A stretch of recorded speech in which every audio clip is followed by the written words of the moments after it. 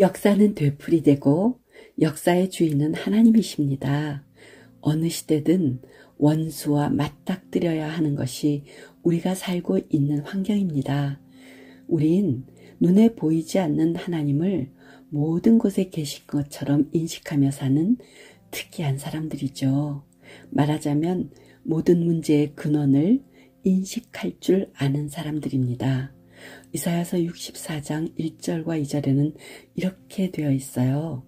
원하건대 주는 하늘을 가르고 강림하시고 주 앞에서 산들이 진동하기를 불이 섭을 사르며 불이 물을 끓임 같게 하사 주의 원수들이 주의 이름을 알게 하시며 이방 나라들이 주 앞에서 떨게 하옵소서. 사실 우리 기독교는 얼마 전까지 욕이란 욕은 다 먹었어요. 억울하다고는 말 못하지요. 우리끼리도 부끄러운 게 많지 않았습니까? 그런데 하늘의 분위기가 달라졌습니다. 지금 대한민국은 하나님께서 하늘을 가르시고 하나님의 얼굴을 구하는 사람들에게 자신을 적극적으로 나타내시기 시작하셨습니다. 수없이 지불했던 기도의 대가를 받기 시작할 것입니다. 살기 등등하고 위선적인 정부 권력 앞에 우리가 할 수 있는 것은 너무나 없었으니까요. 완전한 무기력이 하나님께 항복을 이끌어냈다라고 믿습니다.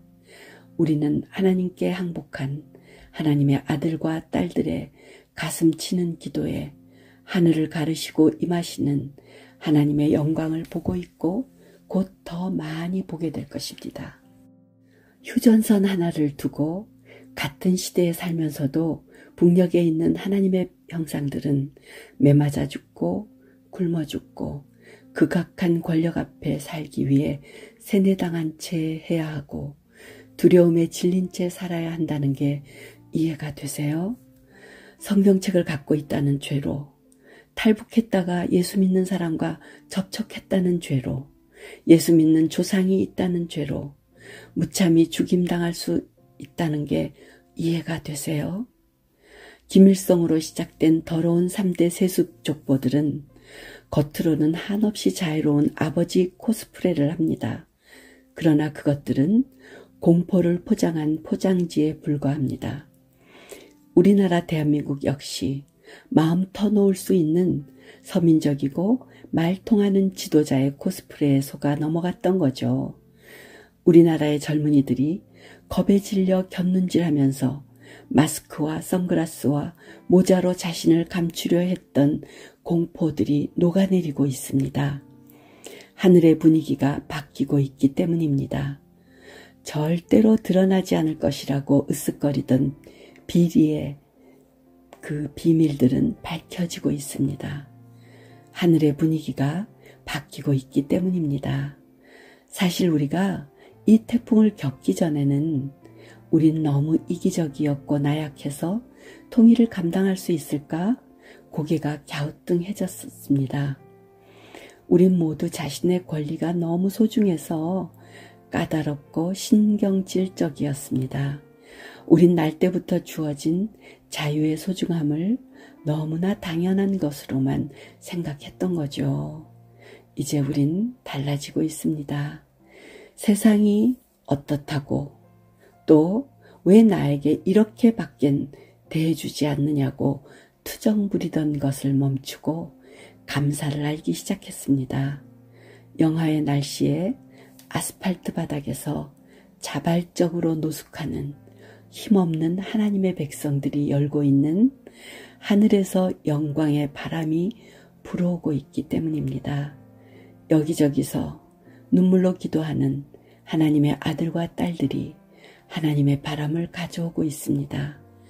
오늘 우리의 전략은요.